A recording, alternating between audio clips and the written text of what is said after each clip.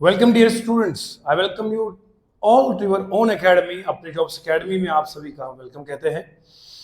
आप जानते हैं आज संडे का दिन है और संडे के दिन भी आपके अपने दोस्त, आपके अपने सर आपके सामने हाजिर है। कई कमेंट्स हमने पढ़े और जिनमें आपकी डिमांड रही, सर इंडियन पॉलिटी में आपने कॉन्स्टिट्यूशन ऑफ इंडिया का पूरा एक बैकग्राउंड बताया था, हिस्टोरिकल बैकग्राउंड, किस तरह से आखिरकार हम इंडियन कॉन्स्टिट्यूशन को फ्रेम करने तक पहुंच गए। लगभग 17 मैंने आपको एक्ट पढ़ाए थे एक एक करके। तो कहानियों के सफर को आगे बढ़ाते हुए आज भी कहानी से ही शुरुआत करेंगे। मेरे दोस्तों, आप जानते हैं ईस्ट इंडिया कंपनी जब हिंदुस्तान में आई, ये अगस्त का महीना था और 1608 की तारीख थी, का साल था। सूरत के पोर्ट पर ईस्ट इंडिया कंपनी ने पहले बार कदम रखा यहाँ पर अंग्रेज़ों ने, और रफ्ता रफ्ता इन अंग्रेज़ों ने इस ट्रेड का एक हमारे सामने एक फेस रखा कि ट्रेड करेंगे इंडियंस के साथ। बस असल उनकी जो नीयत में खराबी थी वो यहाँ पर इलीगल ऑक्यूपेशन थी। बहरहाल वो हमने पूरा एक सिलसिला देखा, कहाँ 1773 से लेकर 1946 तक जो एक कॉलोनियल फेज था, जिसमें हमारा हिंदुस्तान अंग्रेजों के साम्राज्य में रहा, कब्जे में रहा, that we call as the colonial phase. उस कॉलोनियल फेज में बहुत सारी ऐसी चीजें हुई थी, बहुत सारे ऐसे रिफॉर्म्स लाए गए थे वक्तन फवक्तन। जैसे आप पढ़ते हैं रेगुलेटिंग एक्ट ऑफ 1773 अंग्रेजों ने लाया किस लिए था? पहली बार ईस्ट इंडिया कंपनी की तिजारत को, ट्रेड को रेगुलेट करने के लिए, इस पर एक पूरी निगरानी रखने के लिए रेगुलेटिंग एक्ट ऑफ 1773 लाया गया। सफर आगे बढ़ता गया, आगे बढ़ता गया। फिर आखिरकार रिवोल्ट ऑफ 1857 जब हमारा हुआ, मिल बांट के हम सभी के बढ़ों ने कुर्बानियां दी, और कुर्बानियों के बाद अंग्रेजों की कुर्सी के चार पाए के सब पाए हिल के रह गए। और अब अंग्रेज इस फिराक में था कि मैं कैसे संभाल पाऊंगा हिंदुस्तान को, क्योंकि हर तरफ से आवाज उठ गई थी इनकलाब जिंदाबाद की, जिसमें हमारे बड़ों ने उर्दू में ये नारा लगाया था, इनकलाब जिंदाबाद, सरफरोशी की तमन्ना अब हमारे सीनों में है, देखना है जोर कितना बाजुए कातिल में है। इस तरह के जो ये नारे हमारे बड़ों ने लगाए थे, जय हिंद का नारा लगाया था, तुम मुझे खून दो हम तुम्हें आजादी देंगे, इस तरह के जब नारे हमारे बड़ों ने लगाए थे, पूरी कौम एकजुट हो गई और अंग्रेज आखिरकार मजबूर हो गया। 1946 की बात बता रहा हूं दोस्तों। कैबिनेट मिशन प्लान आ गया, 3 लोग आ गए अंग्रेजों में, 3 गोरे, लॉरेंस, अलेक्जेंडर और क्रिप्स, 3 लोग आ गए। 24 मार्च 1946 का वो दिन था जब हिंदुस्तान में लैंड हुए। इन तीनों ने क्या कहा? कहा हम इस तरह काम करेंगे, हम एक प्लान लेकर आएंगे। इन्होंने एक प्लान पेपर के ऊपर लिखा, ड्राफ्ट बनाया। कहा यार अब तो हिंदुस्तान हमारे हाथों से छूट रहा है, लोगों को संभालना मुश्किल हो रहा है, जुल्म की इंतहा करने के बाद भी ये लोग अपने हक के आजादी से पीछे नहीं, एक इंच भी नहीं पीछे भागेंगे, ये जान देना तो गवारा करेंगे, लेकिन अब हमारा ये राज बर्दाश्त नहीं करेंगे मजीद। अंग्रेजों को जब ये बात समझ में आ गई थी तो कैबिनेट मिशन का प्लान लेकर आया। 24 मार्च 1946 को ये 3 लोग आ गए, लॉरेंस, अलेक्जेंडर और क्रिप्स। इससे पहले मैंने आपको क्रिप्स मिशन पढ़ाया था। तो इन लोगों ने क्या कहा? कहा हम अब हिंदुस्तान को छोड़ना चाहते हैं, क्योंकि इससे पहले आपको मैंने पढ़ाया था क्लेमेंटल एटली की अनाउंसमेंट जब कही थी उसने, क्लेमेंटल एटली ने पहली बार एक तारीखी जुमला बताया था कि हम अब हिंदुस्तान को मुकम्मल आजाद करेंगे, और जून 1947 से पहले पहले जो है उसने कहा था कि हम आजाद करेंगे। अब क्या हुआ, कहानी को आगे बढ़ाते हुए मैं आपको समझा रहा हूं। इन्होंने कहा कि अब हमें फिक्र एक लाहक है कि अब हम तो चाहते हैं कि हम यहां से रफू चक्कर हो जाए हिंदुस्तान से, लेकिन अब सवाल यह है, ये पावर जो है, ये जो पावर है, ये पूरे मुल्क को संभालने की जो बागडोर है, किसके हाथ में देंगे? We are in search of the responsible people whom we transfer the power completely. हम चाहते हैं कि हम पूरा के पूरा पावर इन लोगों को दे, मगर किसके हाथ में दे? इसलिए ये कैबिनेट मिशन प्लान आया 1946 में। किसको दें? हुआ क्या है? इन लोगों ने कहा कि अब हम आहिस्ता आहिस्ता पावर देना शुरू करेंगे। कैसे दिया? इन्होंने बोला आप एक इंटरिम गवर्नमेंट बनाई जाएगी। इंटरिम का मतलब होता है, interim means temporary, INTERIM। Interim का मतलब ऐसी हुकूमत जो थोड़ी देर के लिए हो, ऐसा काम जो थोड़ी देर के लिए हो, इट इज कॉल्ड इंटरिम। इसमें इन्होंने कहा 292 मेंबर्स जो होंगे वो हिंदुस्तानी होंगे। कहां से? ब्रिटिश इंडिया से, क्योंकि जिस हिंदुस्तान पर ये अंग्रेज राज कर रहे थे इसे ब्रिटिश इंडिया कहा गया है। और साथ में कुछ प्रिंसली स्टेट्स थी, कुछ प्रोविंसेस थे। तो इन्होंने कहा कि हम 292 मेंबर्स लेंगे। कहां से? From the British India. That must be Indians. वो जो इंटरिम गवर्नमेंट हम बनाएंगे उसमें 292 जो मेंबर होंगे तमाम के तमाम इंडियंस होने चाहिए। एक कैबिनेट मिशन प्लान 1946 का। कहानी को आगे बढ़ाता हूं मैं, आप पूरा समझिएगा मैं क्या बताना चाहता हूं। इंडियन पॉलिटी ऐसे कि लफ्ज बलफ्ज आपके सीने में उतरता चला जाएगा। अब आगे चलता हूं। आप जानते हैं एक और बात, इंडियन काउंसिल एक्ट हुआ था 1909 को। इंडियन काउंसिल एक्ट 1909, उसमें कहा गया था कि एक हिंदुस्तान में एक मुस्लिम समाज भी है। अंग्रेजों की चाल हमेशा से थी डिवाइड और रूल की। ये सामने लाते थे लोगों को कि आओ आपस में ये चाहते थे लड़े लोग और हम रूल करें। बाद में इन्होंने किया भी। तो ये जो इन्होंने लाया था इंडियन काउंसिल एक्ट 1919, उसमें इन्होंने कहा सेपरेट रिप्रेजेंटेशन फॉर मुस्लिम्स, का मुसलमानों को अलग से एक रिप्रेजेंटेशन दी जाए। बाद में इस गवर्नमेंट इंडियन एक्ट 1919 में इसको कंटिन्यू करा गया था मजीद, और फिर सेपरेट इलेक्ट्रोड रेट रखा गया था मुस्लिम्स के लिए, सिख्स के लिए, क्रिश्चियंस के लिए। ये मैंने सब चीजें आपको पढ़ाई थी। अब मैं बात कर रहा हूं, जब ये कैबिनेट मिशन प्लान 1946 में लाया गया, इसमें क्या कहा गया? बात सुनिएगा। इसमें यह कहा गया कि जो पूरा अनडिवाइडेड इंडिया है, उस जमाने में पाकिस्तान नहीं था, जो पूरा अनडिवाइडेड इंडिया है, कहा गया इसके लिए जो है हमें अब इंटरिम गवर्नमेंट बनानी है जिसमें 292 मेंबर्स इंडियन होने चाहिए और बाकी जो मेंबर होंगे वो प्रिंसली स्टेट्स वगैरह के होने चाहिए। हुआ क्या? सुनिए। The idea of Constituent Assembly was first mooted by M.N. Roy in 1934. ये Constituent Assembly है क्या? देखो क्या कहा गया, जब अंग्रेजों ने कहा कि हम पावर शिफ्ट करेंगे। अब पावर को शिफ्ट ऐसे मुंह जुबानी थोड़ी करना था, बल्कि ये पावर शिफ्ट होना लीगली था। ब्रिटिश पार्लियामेंट में बिल पास किया, इंडियन इंडिपेंडेंस बिल जिसे कहा गया। बाद में इंडियन इंडिपेंडेंस एक्ट 1940 में बनकर वो आया। तो मैंने पूरा आपको समझाया था। ये जो M.N. रॉय है, पहली बार इस बंदे ने 1946 में इन्होंने कहा था कि कॉन्स्टिट्यूएंट असेंबली का आइडिया दिया था। लफ्ज यहां पर इंग्लिश का है मूट, MOOTED, मूटेड। ये जो मूटेड का लफ्ज है ना, MOOT, मूट का मतलब होता है आइडिया देना, राय देना, सजेशन देना।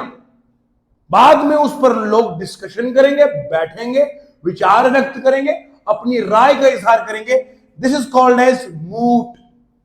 तो M.N. रॉय ने 1946 में आइडिया दिया।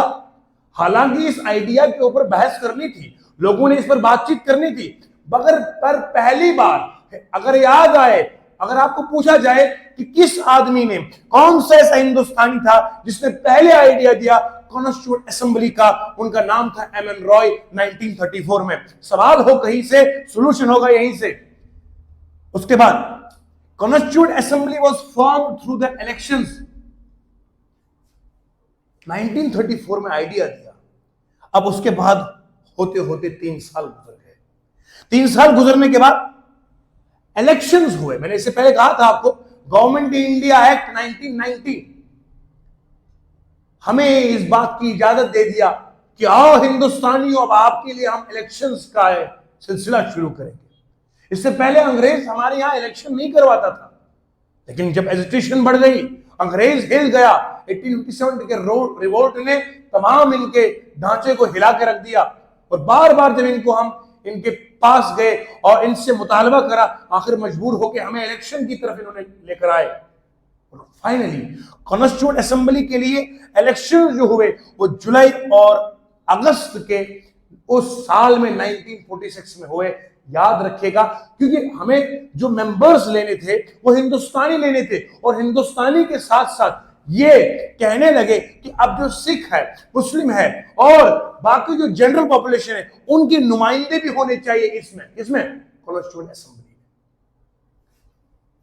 अनडिवाइडेड इंडिया में जो मुस्लिम होंगे वो भी आएंगे, उसमें सिख होंगे वो भी आएंगे, और बाकी जनरल पॉपुलेशन में बाकी जो जनरल लोग हैं वो भी आएंगे। ये बातें आपने याद रखनी है। अच्छा, 1934 में आइडिया दिया, उस पर काम कब हुआ? 1946 में काम हुआ, जुलाई और अगस्त में। Recommended by the cabinet mission, क्योंकि ये जो कैबिनेट मिशन प्लान आया था, जो दिया किसने था? 3 लोगों ने दिया था, लॉरेंस ने, अलेक्जेंडर ने और क्रिप्स ने। 1946 देखिए यहां, इसी 1946 के मार्च में जब प्लान बताया था, उस प्लान का जब बाद में बिल पास हुई, जब प्लान को बाद में उन्होंने अप्रूव करा, अप्रूव करने के बाद वो एक्शन कब लिया? जुलाई और अगस्त 1946 में इलेक्शन हमारे हिंदुस्तान में हुए और कॉन्स्टिट्यूएंट असेंबली के मेंबर्स को चुना गया। उसके बाद सफर आगे बढ़ाता हूं मैं, और बढ़ते बढ़ते आगे चलते हैं और देखते हैं सफर कहां पहुंच जाएगा। दोस्तों, कहानी के सफर को आगे बढ़ाता हूं मैं, लेकिन मैंने आपसे कहा था कि हम पॉलिटी नहीं पढ़ेंगे, हम कहानी पढ़ेंगे, और कहानी के सफर में हमें हर सवाल पर पूरी नजर बनी रहेगी।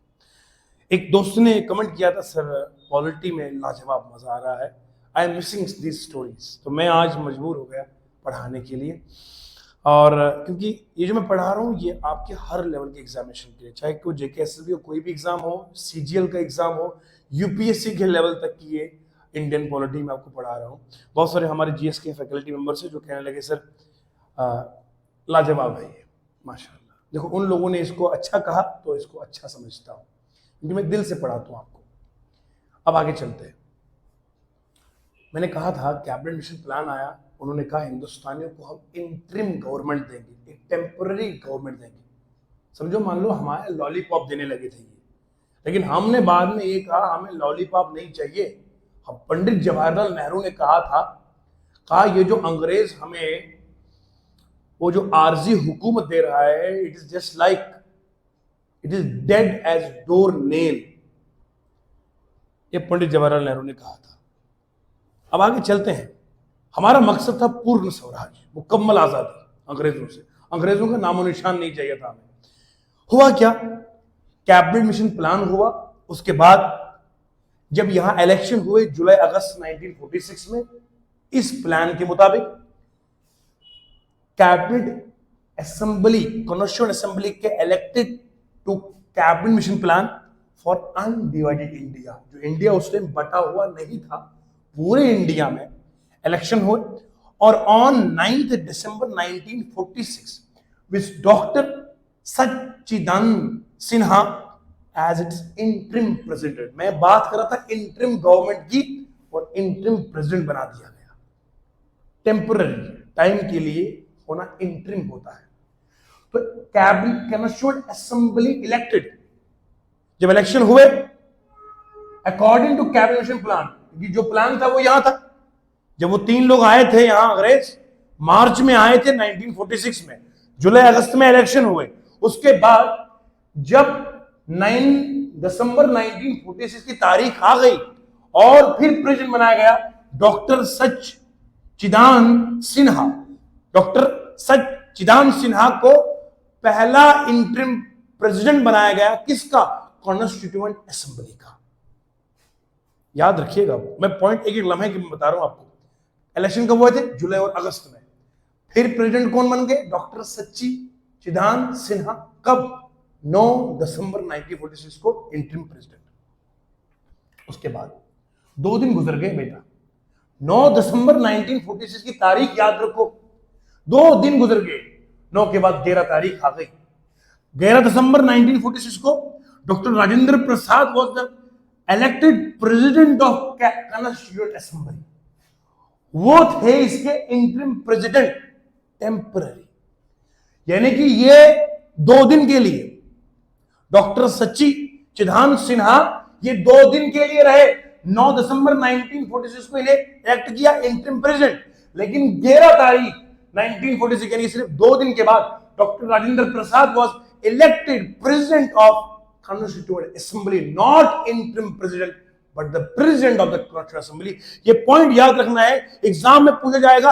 इंटरिम प्रेसिडेंट और होता है, प्रेसिडेंट और होता है। ये इंटरिम प्रेसिडेंट सिर्फ 2 दिन के लिए डॉक्टर सच्ची चिदानंद सिन्हा और doctor Rajendra Prasad became the first president of constituent assembly on 11 December 1946।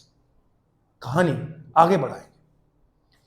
Sir एक एक लफ्ज हमारे दिल में उतरता गया और उसके बाद तारीख आ गई 13 दिसंबर 1946 की। याद रहा सारी चीजें। मार्च 24 1946 को 3 लोग आए कैबिनेट मिशन प्लान के तहत। बोला कैसे हम अपना पूरा पार देंगे हिंदुस्तानियों को, उसके लिए हमें लोग चाहिए। फिर उन्होंने कहा हम कॉन्स्टिट्यूएंट असेंबली बनाएंगे जिसके लिए मेंबर 292 हिंदुस्तानी होने चाहिए। उसके लिए इलेक्शन करेंगे जुलाई और अगस्त में। इलेक्शन के बाद डॉक्टर सच्ची चिदानंद सिन्हा को 9 दिसंबर 1946 को इंटरिम प्रेसिडेंट बनाया गया। 2 दिन के बाद 11 दिसंबर 1946 को डॉक्टर राजेंद्र प्रसाद को बनाया गया president of India, president of constituent assembly. उसके बाद 13 दिसंबर 2 दिन की बात, 2 दिन और फिर 2 दिन के बाद objective resolution was passed in constituent assembly that was introduced by Pandit Jawaharlal Nehru. याद सिर्फ रखना है, 2 दिन का फर्क है।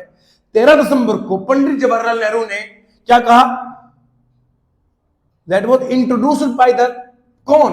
ऑब्जेक्टिव रेजोल्यूशन को पास करा गया किसमें? 13 दिसंबर 1946 को। Objective resolution was passed in constituent assembly that was introduced by Pandit Jawaharlal Nehru on 13 दिसंबर 1946। हम समझेंगे ये ऑब्जेक्टिव रेजोल्यूशन क्या है, हम एक एक लम्हे की आपको जानकारी जरूर देंगे। बहरहाल, अच्छा इस कॉन्स्टिट्यूशन, इंडियन कॉन्स्टिट्यूशन को फ्रेम कैसे करा गया, ये कहानी बता रहा था मैं आपको। कैसे हमने शुरुआत करी, हमारा जो आज का आईन है, जो हमारा संविधान है, ये वजूद में कैसे आया, कैसे इसको फ्रेम करा गया। There were 389 members out of which total अगर कोई पूछेगा जब हमारा कॉन्स्टिट्यूशन ऑफ इंडिया बनाया गया उससे पहले कॉन्स्टिट्यूएंट असेंबली बनाई गई, उसमें मेंबर कितने थे? 389 मेंबर थे। उनमें से 292 मेंबर, जो मैं अभी तक बोल बोल के थक गया, 292 मेंबर थे हिंदुस्तानी, सारे कहां से? ब्रिटिश इंडिया के। वो पूरा हिंदुस्तान जो उस वक्त अंग्रेजों के कब्जे में था। 389 नंबर में 292 were to be elected by provinces and 93 seats were allotted by princely states। अंग्रेजों ने क्या करा था? एक हिंदुस्तान पर पूरा कब्जा किया था, लेकिन इसके अलावा वो स्टेट्स भी इसके साथ जुड़ी हुई थी जिन्हें हम प्रिंसली स्टेट्स कहते हैं, जहां राजे महाराजों की हुकूमतें थी। अब सुने क्या कहा? 389 मेंबर में से 292 मेंबर होने चाहिए। कहां से? जितने भी प्रोविंसेस है, सूबे थे उस वक्त ब्रिटिश इंडिया के, और 93 seats were allotted to princely states.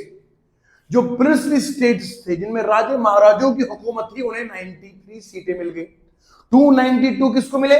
Provinces को, और 93 किसको मिले? प्रिंसली स्टेट्स को। और 4 फॉर चीफ कमिश्नर्स प्रोविंसेस, और वो प्रोविंसेस जहां पर चीफ कमिश्नर्स हुआ करते थे उनको 4 सीटें मिल गई। इस तरह से ये तमाम सीटों को अलॉट कर दिया गया, 389 सीट्स। अच्छा जी, seats in provinces were to be distributed among 3 communities. अब जो तीन चीजें रही हमारे पास, एक थी प्रोविंसेस, एक प्रिंसली स्टेट्स, एक थे कमिश्नर्स के प्रोविंसेस। जो प्रोविंसेस थे ब्रिटिश इंडिया के, उसमें कहा गया जो 292 सीटें हैं वो बटेंगे 3 कम्युनिटी में, एक मुस्लिम में, एक सिखों में और एक जनरल पॉपुलेशन। मगर कैसे? In proportion to their population, population के हिसाब से। जिस प्रोविंस में सिख्स की आबादी ज्यादा तो वहां उनकी सीटें ज्यादा, जहां पर मुस्लिम की आबादी ज्यादा वहां मुस्लिम को सीट ज्यादा, जहां पर जनरल वहां ज्यादा। इस तरह से हमारा आईन फ्रेम करा गया। तो याद रखो आप एक चीज को, जब हमारा आईन बनाया जा रहा था तब भी इस बात को हमेशा फोकस में रखा गया कि सभी कम्युनिटी के लोगों को एक साथ लेकर बनाया जाए। क्योंकि आप खुद देखिए, फ्रेमिंग ऑफ इंडियन कॉन्स्टिट्यूशन में साफ साफ लिखा हुआ है मुस्लिम भी, सिख भी, जनरल भी। तो याद ये चीज रखनी है कि जब हमारा आईन बनने को जा रहा था तब हर एक कम्युनिटी के बंदे को एक रिप्रेजेंटेशन दी गई। जब तब था तो अब क्यों नहीं? अब भी होगा और हमेशा रहेगा। हमारी हिंदुस्तानी खूबसूरती यही है, डाइवर्सिटी हमारी पहचान है। और हमेशा we should always promote the message of love, peace, harmony, mutual harmony के मैसेज को हमेशा आम करना है, मोहब्बतों के दर्स को आम करना है। देखिए यहां पर भी याद रखिए, मुस्लिम, सिख्स और जनरल सभी को यह कहा गया कि जो प्रोविंसेस के स्टेट्स है वहां पर इनके भी लोगों को लिया जाए। तो ये कहानी थी फ्रेमिंग ऑफ इंडियन कॉन्स्टिट्यूशन की। बढ़ते हैं आगे कहानी के सफर को आगे, इसी मोहब्बत, मिठास और चाशनी के साथ लेके चलते हैं। अब आप मजीद पॉइंट्स को नोट कीजिएगा मेरे दोस्तों। कहानी के सफर को आगे बढ़ाते हैं। अभी अभी हमने पढ़ा था कि 9 दिसंबर 1946 की बात थी जब इंटरिम प्रेसिडेंट बनाया गया डॉक्टर सच्ची चिदानंद सिन्हा को। 2 दिन के बाद डॉक्टर राजेंद्र प्रसाद को प्रेसिडेंट बनाया गया कॉन्स्टिट्यूएंट असेंबली का। 2 दिन और गुजर गए। 13 दिसंबर 1946 को पंडित जवाहरलाल नेहरू जी ने क्या कहा कि ऑब्जेक्टिव रेजोल्यूशन को इंट्रोड्यूस करा गया कॉन्स्टिट्यूएंट असेंबली में। ये ऑब्जेक्टिव रेजोल्यूशन है किस चीज का? नाम मैंने कहा था कि हम पढ़ेंगे इसके बारे में डिटेल के साथ। आज का जो हमारा इंडियन कॉन्स्टिट्यूशन है इसमें हम पढ़ेंगे आगे chapter preamble of Indian constitution. आप एनसीईआरटी की अगर कोई भी किताब उठा के देंगे बच्चों से 10th क्लास तक या 12th क्लास तक, उस पर प्रीएम्बल ऑफ इंडिया मेंशन करा होता है फर्स्ट पेज के इनसाइड, ताकि हर हिंदुस्तानी को याद रहे कि हमारा कॉन्स्टिट्यूशन ऑफ इंडिया में हमारा आईन हमें क्या क्या हक देता है, क्या क्या राइट्स है हमारे। ये सबसे पहले जिस आदमी ने राइट्स की बात करी इंडियन कॉन्स्टिट्यूशन में, जिस बंदे ने ये कॉन्सेप्ट को इंट्रोड्यूस करा, उसका नाम पड़ा ऑब्जेक्टिव रेजोल्यूशन, और जवाहरलाल नेहरू जी ने इसको इंट्रोड्यूस करा। है क्या ये जो ऑब्जेक्टिव रेजोल्यूशन है? इसमें बताया गया जो हमारा इंडियन कॉन्स्टिट्यूशन बनने जा रहा है, जो इंडियन कॉन्स्टिट्यूशन हमारा वजूद में आने वाला है, इसमें यह कहा गया इंडिया जो हमारा देश, हमारा हिंदुस्तान, हमारा Bharat, India is independent sovereign Republic country है। ये पहला पॉइंट। ऑब्जेक्टिव रेजोल्यूशन में हिंदुस्तान हमारा मुकम्मल आजाद, इंडिपेंडेंट, सॉवरेन रिपब्लिक नेशन है। दूसरी बात, जितने भी माइनॉरिटीज है, जो बैकवर्ड सेक्शंस है, जिन्हें अभी तक कोई पूछता नहीं था हिंदुस्तान में, जिन्हें अंग्रेजों ने दबाए रखा था, अब उनको वेल प्रोटेक्ट किया जाएगा, उन्हें मुकम्मल हिफाजत और तहफ्फुज दिया जाएगा। ये इस ऑब्जेक्टिव रेजोल्यूशन में दूसरा पॉइंट था। तीसरा, हिंदुस्तान आजाद है मुकम्मल। इसके साथ जो हिंदुस्तान में जुड़ना चाहते हैं, जो प्रिंस स्टेट्स होंगे, वो अपनी मर्जी से जुड़ना चाहते हैं, और जो स्टेट्स इंडिया में है वो ऑटोनॉमस रहेगी, ये कहा गया था इसमें। तो ये जो ऑब्जेक्टिव रेजोल्यूशन था, इसमें मजीद ये कहा गया कि लॉ के सामने हर एक बंदा अकाउंटेबल है, इक्वालिटी बिफोर लॉ। हर बंदे को अपनी अपनी रिलीजियस प्लेस में इबादत करने का पूरा अधिकार रहेगा। राइट है कि उसे रिलीजियस प्रैक्टिसेस को वो करे। ये कहा गया एक freedom of speech, right to equality, right to practise your own religion, ये सब चीजें इसमें शामिल थी। इसी का नाम है ऑब्जेक्टिव रेजोल्यूशन। बाद में 22 1947 को इसे पास कर दिया गया और ये बनते बनते हमारा आज का प्रियम्बल ऑफ इंडियन कॉन्स्टिट्यूशन बन गया। एक राज की बात आपको बता दी कि यार ये प्रियम्बल ऑफ इंडियन कॉन्स्टिट्यूशन बना कैसे, इसकी नींव कहां रखी गई। वो पंडित जवाहरलाल नेहरू ने जब ये ऑब्जेक्टिव रेजोल्यूशन 13 दिसंबर 1946 को बताया था, यही बनते बनते लास्ट में 22 जनवरी 1947 को पास हो गया और इसको एक्सेप्ट कर दिया गया। पास तो 13 दिसंबर को हुआ था, लेकिन एक्सेप्ट ये 22 जनवरी 1947 को किया गया। अब आप समझ गए ना किस तरह से हमारा कॉन्स्टिट्यूशन इंडिया फ्रेम हो गया। ये फ्रेमिंग में पढ़ा रहा हूं आपको, तो अब मैं आपको हर चीज समझाने में सफल हो गया कि भैया क्या क्या हुआ। आगे बढ़ते हैं, कहानी के सफर को आगे बढ़ाएंगे और देखेंगे कि हमारे हिंदुस्तान का आईन किस तरह वजूद में आ गया। पंडित जवाहरलाल नेहरू जी ने जो ऑब्जेक्टिव रेजोल्यूशन बताया वो मैंने आपको समझाया। हुआ क्या आखिरकार, ये सारी कहानी थी 1946 में। कैबिनेट मिशन प्लान के बाद आप जानते हैं माउंटबेटन एक बंदा है जो इंडिपेंडेंट इंडिया का पहला क्या बना, viceroy, first viceroy of the Indian independent India. Mountbatten ने एक प्लान लाया था 3 जून 1947 को। क्या प्लान लाया था? इससे पहले जो शिमला कॉन्फ्रेंस हुई थी उसमें मुस्लिम लीग कह रही थी कि जो मुस्लिम रिप्रेजेंटेटिव्स होंगे वो हमारे बंदे होने चाहिए। इंडियन नेशनल कॉन्फ्रेंस, आप नहीं उनको इलेक्ट करोगे, वो हम करेंगे। तो बहरहाल मोहम्मद अली जिन्ना की पूरी एक डिमांड थी कि हमें अलग कंट्री चाहिए। तो शिमला कॉन्फ्रेंस फेल हो गई। अंग्रेजों को अब सोचना पड़ा कि यार यहां दो आवाजें उठ रही है, ये कह रहे कि हमें अलग मुल्क चाहिए। तो माउंटबेटन ने एक प्लान लाया, पार्टीशन प्लान लेकर आया, क्योंकि उनकी डिमांड थी कि हमें अलग कंट्री चाहिए, हमें पाकिस्तान चाहिए। तो माउंटबेटन ने प्लान लाया, जिसे कहते हैं पार्टीशन प्लान, 3 जून 1947 को। अब जो एक कॉन्स्टिट्यूएंट असेंबली थी, ये तो अनडिवाइडेड इंडिया के लिए बनी थी। अब माउंटबेटन ने जब प्लान लाया, क्योंकि एजिटेशन चल रही थी वहां कि हमें कंट्री चाहिए अलग से, तो वहां के लिए फिर सेपरेट कॉन्स्टिट्यूएंट असेंबली बनानी पड़ी पाकिस्तान के लिए अलग।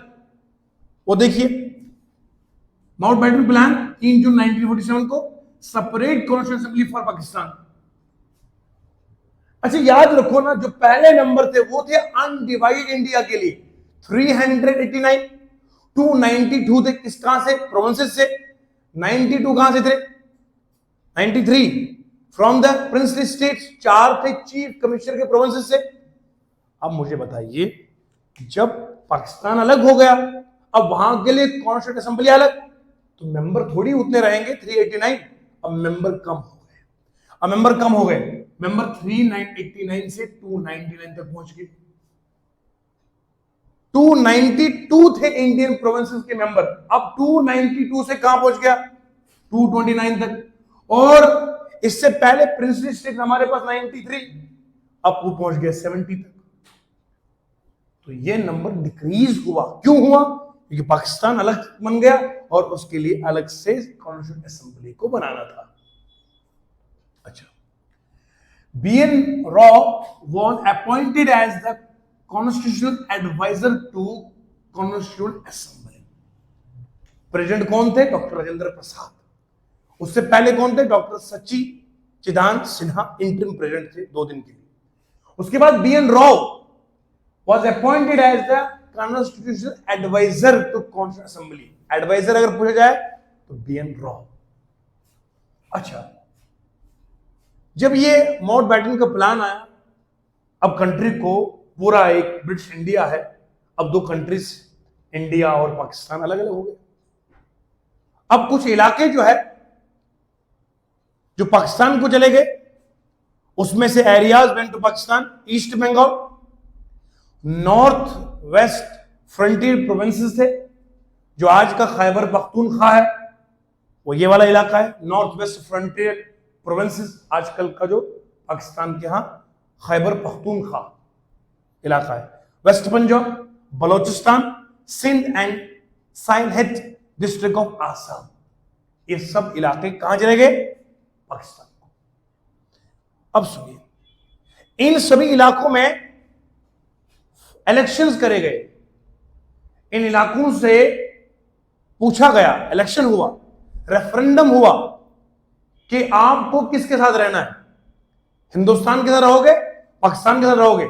लोगों की राय पूछी गई, दैट इज द रेफरेंडम। इसमें से ये जो नॉर्थ वेस्ट फ्रंटियर प्रोविंस था, जो आजकल का खैबर पख्तूनख्वा, और ये साइनहेड डिस्ट्रिक्ट ऑफ आसाम, इन्होंने डिसाइड करा और ज्वाइन किया किसको? पाकिस्तान को, थ्रू रेफरेंडम। और आज ये जो साइनहेड डिस्ट्रिक्ट है, ये बांग्लादेश का हिस्सा है।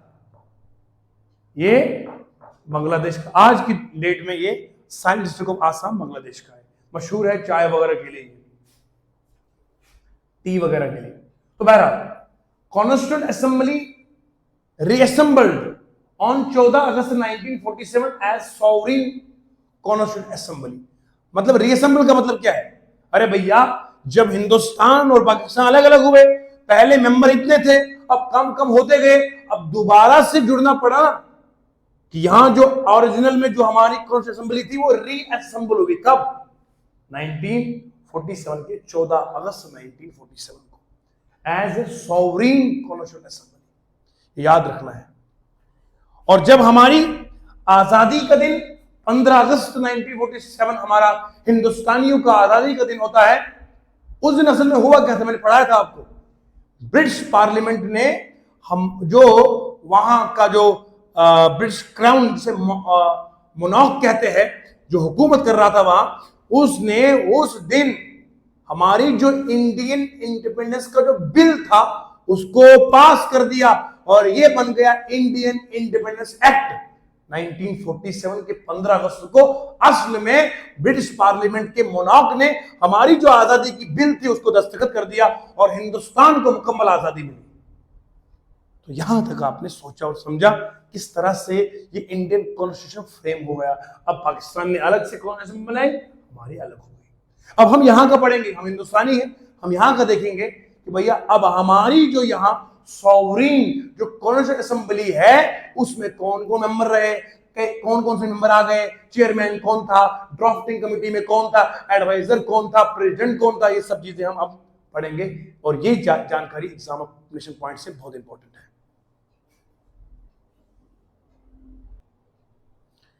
कहानी के सफर को आगे बढ़ाएंगे और आपको बताएंगे कि बिल आखिर हमारे पास कॉन्स्टिट्यूएंट असेंबली की नींव रखी गई, कॉन्स्टिट्यूएंट असेंबली की कमिटीज को बनाया गया। कमिटी ग्रुप ऑफ मेंबर्स को बोलते हैं, जिन्हें कोई काम, कोई टास्क दिया जाता है।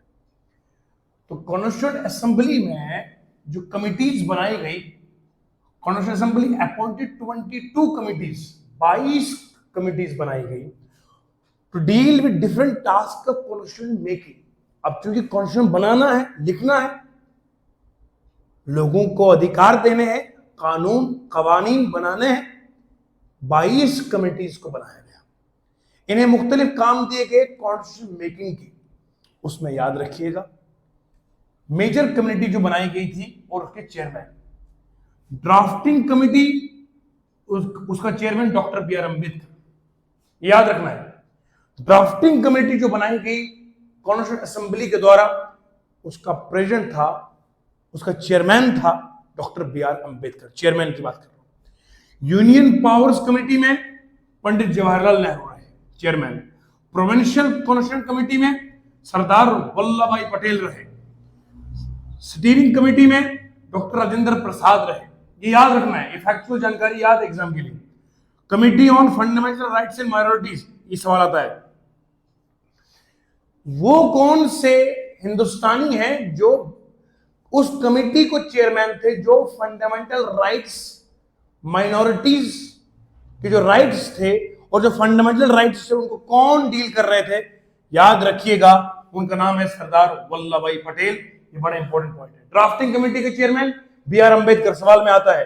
दूसरा, committee on fundamental rights and minorities का सरदार Vallabh Bhai Patel. Union constitutional committee के कौन थे? जवाहरलाल नेहरू जी। उसके बाद रूल्स ऑफ प्रोसीजर कमेटी के कौन थे? डॉक्टर राजेंद्र प्रसाद। यानी कि ये जो कमेटीज बनाई गई, कौन ड्राफ्ट बनाए कॉन्स्टिट्यूशन का? B R Ambedkar. Union power committee कौन बनाएगा? Pandit Jawaharlal Nehru. Provincial constitution committee Sardar Vallabh Bhai Patel. Steering committee के कौन है? Doctor Rajendra Prasad. Committee on fundamental rights and minorities Sardar Vallabh Bhai Patel. Union constitutional committee Jawaharlal Nehru. Rules of procedure committee doctor Rajendra Prasad. अब हमें इतने डिटेल में नहीं जाना, यूपीएससी का एग्जाम पास नहीं करना है कि हम एक ही खोल खोल के पढ़ाएंगे ये क्या है, याद रखा काफी। हुआ क्या था दोस्तों, सुनो। Constitutional assembly appointed drafting committee of 7 members. जो हमारी सॉवरीन, मैंने बोला था कॉन्स्टिट्यूशनल असेंबली रीअसेंबल हुई 14 अगस्त 1947 को, और कहा हिंदुस्तान की जो कमेटी है कॉन्स्टिट्यूशनल असेंबली जो सॉवरीन है। सॉवरीन का मतलब होता है इंडिपेंडेंट, किसी और के कंट्रोल में नहीं। अंग्रेजों का तो पूरा यहां से पत्ता साफ हो गया था। अब जो कॉन्स्टिट्यूशनल असेंबली थी वो सारी की सारी हिंदुस्तानियों की, उसमें बाहर का किसी कंट्रोल नहीं था। That is why it's called sovereign. Constitutional assembly ने बोला 7 लोगों को, हम 7 लोग जुड़ेंगे हमारे साथ। ड्राफ्टिंग कमेटी जो है उसमें 7 लोग थे। जैसे मैंने अभी आपको बताया, ड्राफ्टिंग कमेटी का चेयरमैन का नाम है बी आर अंबेडकर। और भी 7 लोग थे, गोपाल स्वामी अयंगर, कृष्णा स्वामी अय्यर, के एम मुंशी, एक मुस्लिम भी थे इसमें, मोहम्मद सादुल्ला। याद रखिएगा, कुछ कुछ पिकुलियर नाम होते जो पूछे जाएंगे। बताइए कौन सा मुस्लिम रिप्रेजेंटेटिव था जो ड्राफ्टिंग कमेटी में शामिल थे? मोहम्मद सादुल्ला उनका नाम है। He was the Muslim man जो कहां पर शामिल थे? ये बी आर अंबेडकर की इस ड्राफ्टिंग कमेटी में, जो कॉन्स्टिट्यूशनल असेंबली ने 7 लोगों को चुना था। 29 अगस्त 1947 की बात कर रहे हैं। 14 अगस्त 1947 को ये सॉवरीन इंडिपेंडेंट कॉन्स्टिट्यूशनल असेंबली बन गई। उसके बाद 29 अगस्त को, 14 के बाद 29 अगस्त को ड्राफ्टिंग कमेटी के 7 मेंबर लाए गए। उसके बाद बी एल मित्र थे। बाद में इनको रिप्लेस किया माधु राव ने और डीबी खेतान, इनकी डेथ हो गई। इनके बाद आते हैं टीटी कृष्णा मचारी। ये 7 लोग थे टोटल जो ड्राफ्टिंग कमेटी में शामिल थे। दोस्तों, एक तारीख बड़ी इंपॉर्टेंट तारीख है, वो आपने याद रखनी है। 24 जनवरी 1950 की, 24 जनवरी 1950 की याद रखिएगा। इसमें held two fine session, constitution assembly ने अपना एक बाकायदा सेशन को हेल्ड किया। 24 जनवरी 1950 को कॉन्स्टिट्यूशन असेंबली ने अपना एक सेशन, अपना एक समझो एक सेमिनार, कॉन्फ्रेंस इस तरह का एक मुनक्कद किया और ये कंटिन्यू रहा। सेशन करते रहे। ये सेशन समझो जिस तरीके से हम क्लासरूम में सेशन होता है, इस तरीके से सेशन रखा गया जिसमें डिस्कशन वगैरह होते थे और ये चलता रहा। Continued provisional parliament till 1952। ये जो सेशंस होते रहे, ये समझो इस तरह का, बाद में ये एक पार्लियामेंट की शक्ल ले लिया और ये चलता रहा सफर 1952 को एज ए प्रोविजनल पार्लियामेंट की ओर। ये 24 जनवरी 1950 की तारीख बड़ी इंपॉर्टेंट तारीख है। इसमें डॉक्टर राजेंद्र प्रसाद को पहला हिंदुस्तान का प्रेसिडेंट मुकर्रर किया गया 24 जनवरी 1950 को। इसमें जन गण मन को नेशनल एंथम भी डिक्लेयर इसी दिन को किया गया था। जन गण मन declared as national anthem on this day 24 January 1950. Rajendra Prasad appointed as first president of India. याद रहेगा आपको? अच्छा, और कॉन्स्टिट्यूशन असेंबली के टोटल जितने मेंबर थे, कितने? 289 मेंबर्स ने अप्रूव करा, लिख के दिया कि हिंदुस्तान की जो ये पूरी कंट्री है, इट इज द रिपब्लिक। बड़ा इंपॉर्टेंट पॉइंट बताने लगा हूं बेटा। हिंदुस्तान की जो कॉन्स्टिट्यूशन असेंबली के जो मेंबर्स थे 289, सब ने लिख कर ये फैसला कर दिया कि हिंदुस्तान जो मुल्क है, जो अब आजाद हिंदुस्तान है, ये किसी एक की गुलामी नहीं करेगा। कोई एक किसी का हेरिडिटी तौर पे कोई खानदान यहां का राज नहीं चलाएगा, कोई मोनॉक नहीं होगा। मोनॉक, MONOARCH, मोनॉक। मोनॉक का मतलब होता है कोई बादशाह, कोई क्वीन यहां नहीं होगी, बल्कि यहां रिपब्लिक होगा। दो लफ्ज आपको समझाने बड़ी जरूरी है, एक है सॉवरीन, एक है रिपब्लिक। ये सॉवरीन क्या होता है? सॉवरीन का मतलब होता है इंडिपेंडेंट, किसी की गुलामी नहीं, किसी का कंट्रोल नहीं, किसी की कब्जे में नहीं। It is sovereign. हिंदुस्तान आजाद है, सॉवरेन है, फ्री कंट्री। रिपब्लिक का मतलब क्या? रिपब्लिक का यह है कि हिंदुस्तान की हुकूमत का इख्तियार इसके शहरियों के हाथ में होगा। ये इलेक्शन के जरिए वोट डालेंगे, नॉमिनेटेड पर्सन को वोट देंगे, अगर वो हाईएस्ट मेजॉरिटी लेंगे तो प्राइम मिनिस्टर बनेगा, अपनी कैबिनेट होगी। हुकूमत बंदों के हाथ में नहीं, बल्कि पूरे शहरियों के, मुल्क के शहरियों के हाथ में होगी। दो चार बंदों के हाथ में हुकूमत नहीं रहेगी, बल्कि ये बंदे लोगों के चॉइस पे रहेंगे। जब लोग चाहेंगे तो चुनेंगे, लोग चाहेंगे तो उतार देंगे। It is the meaning of Republic. इसीलिए हमारी कंट्री का जो असल में नाम है, अगर पासपोर्ट देखेंगे हमारी कंट्री का नाम इंडिया, तो हम ऐसे वर्बली लिखते हैं, पर जो हकीकत में हमारा नाम है वो है द रिपब्लिक ऑफ इंडिया। हमारी कंट्री का जो ऑफिशियल नाम है वो है द रिपब्लिक ऑफ इंडिया। वो हम ग्रामर में आपको पढ़ाएंगे। अगर सिर्फ लफ्ज इंडिया का आएगा तो आर्टिकल द नहीं लिखते हैं, लेकिन लफ्ज जब आएगा रिपब्लिक का, लफ्ज आएगा यूनाइटेड का, लफ्ज आएगा यूनियन का, लफ्ज आएगा किंगडम का, लफ्ज आएगा ग्रेट का, अगर ये सारे लफ्ज आएंगे तो हम आर्टिकल द लगाएंगे। क्योंकि हमारी इंडिया का जो ओरिजिनल नेम है, ऑफिशियल नाम है, वो है रिपब्लिक ऑफ इंडिया, इसलिए ग्रामर का आर्टिकल द लगाना, the Republic of India. Republic समझ गए? जहां पर हुकूमत लोग चुनेंगे, सिलेक्शन से नहीं, इलेक्शन से। यहां तक हम समझ गए, पूरी कहानी से समझ में आ गई, मजा आ गया, चस आ गई। Sir, constituent assembly perform two separate functions.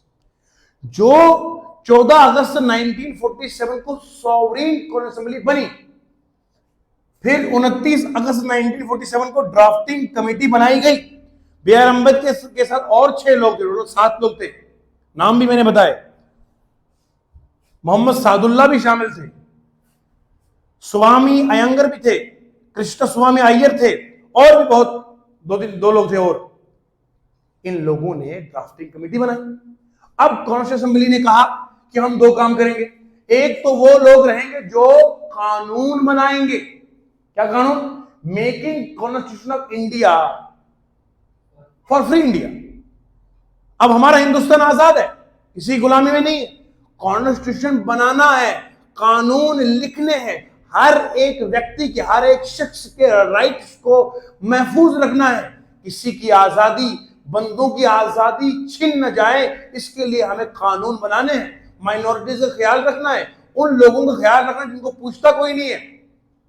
Down trodden section of society, उनको उठाना है, उन्हें वो फैसिलिटीज कानून के जरिए प्रोवाइड करनी है कि वो आकर हुकूमत में भी अपना हक जमा सके।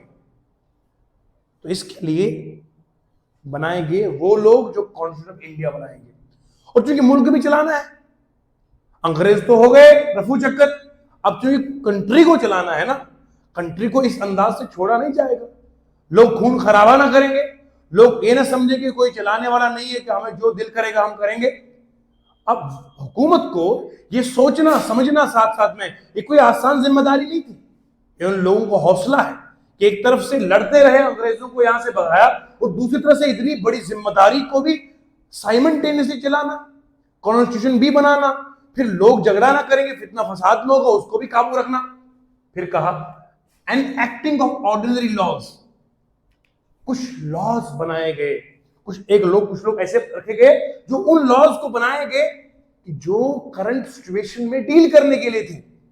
अब हालात खराब ना हो जाए कहीं पे, अब हम कॉन्स्टिट्यूशन ही लिखते रहेंगे, कहीं दंगा फसाद ना हो, उसके लिए भी वक्ती तौर पर जो ऑर्डिनरी लॉज थे उनको भी लगाया गया काम पर। एनेक्ट का मतलब होता है लगाना, काम पे लगाना। तो ये सारा हमारे पास कॉन्स्टिट्यूशन ऑफ इंडिया का फ्रेम करने का पूरा स्ट्रक्चर आपके सामने रखा। शुरुआत कहां से की मैंने? कैबिनेट मिशन प्लान से। 3 लोग आए थे, उन 3 लोगों ने क्या कहा कि कॉन्स्टिट्यूशन असेंबली बनाई जाए। फिर इलेक्शन हुए जुलाई अगस्त में, फिर उसमें से मैंने बताया 389 मेंबर्स थे। फिर उसमें से माउंटबेटन के प्लान ने बोला पाकिस्तान बनाएंगे, मेंबर कम होते गए, कम हो गए। उसके बाद फिर असेंबली रीअसेंबल हो गई, सॉवरेन असेंबली बन गई। फिर कहा गया 2 काम करेंगे, एक लोग वो जो कॉन्स्टिट्यूशन ऑफ इंडिया बनाएंगे, एक वो जो ऑर्डिनरी लॉज में काम करेंगे। फिर 29 अगस्त 1947 को ड्राफ्टिंग कमेटी के 7 लोग, बी आर अम्बेडकर चेयरमैन रहे और बाकी ये सारे कमेटी के चेयरमैन रहे। सरदार वल्लभ भाई पटेल माइनॉरिटीज की और फंडामेंटल राइट्स की कमेटी को हेड कर दिया। मोहम्मद सादुल्ला एक मुस्लिम रिप्रेजेंटेटिव थे जो ड्राफ्टिंग कमेटी में शामिल थे। इसके अलावा 24 जनवरी 1950 में इस कमेटी ने अपना एक सेशन हेल्ड करा। यही वो तारीख थी जब राजेंद्र प्रसाद को पहला प्रेसिडेंट बनाया गया। यही वो तारीख थी जब जन गण मन को नेशनल एंथम बनाया गया। यही वो तारीख थी कि इंडियन कॉन्स्टिट्यूशन असेंबली के सारे मेंबर्स ने लिखित में बताया कि हिंदुस्तान हमारा जो आगे मुल्क चलेगा वो रिपब्लिक होगा, वो किसी एक बंदे की हुकूमत में नहीं होगा, बल्कि हुकूमत सिटीजन्स के हाथ में होगी, शहरियों के हाथ में होगी। तो ये सारा कुछ मैंने आपको पढ़ाया, ये था फ्रेमिंग ऑफ इंडियन कॉन्स्टिट्यूशन। मैं उम्मीद रखता हूं कि मैंने पूरे दिल और जज्बे के साथ अपने हिंदुस्तान के इतिहास को आपके सामने रखा। हम हिंदुस्तानियों के लिए फख्र है बेटा, ये सरजमीन पर हमें नाज करना चाहिए। हमारे बुजुर्गों ने बड़ी कुर्बानियां दी इसके लिए। आज हमें इस आज़ादी की कदर करनी चाहिए, हमें औरतों को इज्जत देनी चाहिए, ताकि पूरे वर्ल्ड के अंदर हमारी जो पहचान आज खराब होए जा रही कि हमारा कंट्री वुमेन्स के लिए सेफ नहीं। क्यों? क्या इसीलिए हमारे बड़ों ने खून पसीना बहाकर इस देश को आज़ाद करवाया था कि आज हमें इस आज़ादी की कदर खत्म हो गई? आज की औरत ये समझे कि मैं आज़ाद हूं या नहीं? क्या इसलिए आज़ादी हासिल की थी? मैं हर मैसेज में यही कहता हूं कि दोस्तों, आज़ादी उस दिन को कहा जाएगा जिस दिन हमारी माएँ बहनें बच्चियां बेखौफ होकर घर से निकले, वो आज़ादी। तो हमें चाहिए कि हम अपनी माओ बहनों बच्चियों को, हर एक बच्ची को हम रेस्पेक्ट दें, उसे अपनी बहन, अपनी माँ, अपनी बेटी समझें। तो देखिए किस तरह से बहारें हर तरफ आ जाएंगी। आज की वीडियो को यहीं स्टॉप कर लेता हूँ। मिलेंगे इंशाल्लाह कल के नए सेशन में नई एनर्जी के साथ। तब तक के लिए दुआओं में याद रखिएगा। अल्लाह आप सबको कामयाब करे आने वाले एग्जाम में, और दुआ में याद रखिएगा। मैं भी आपके लिए दुआ करता हूँ। मिलेंगे कल, तब तक के लिए खुदा हाफिज।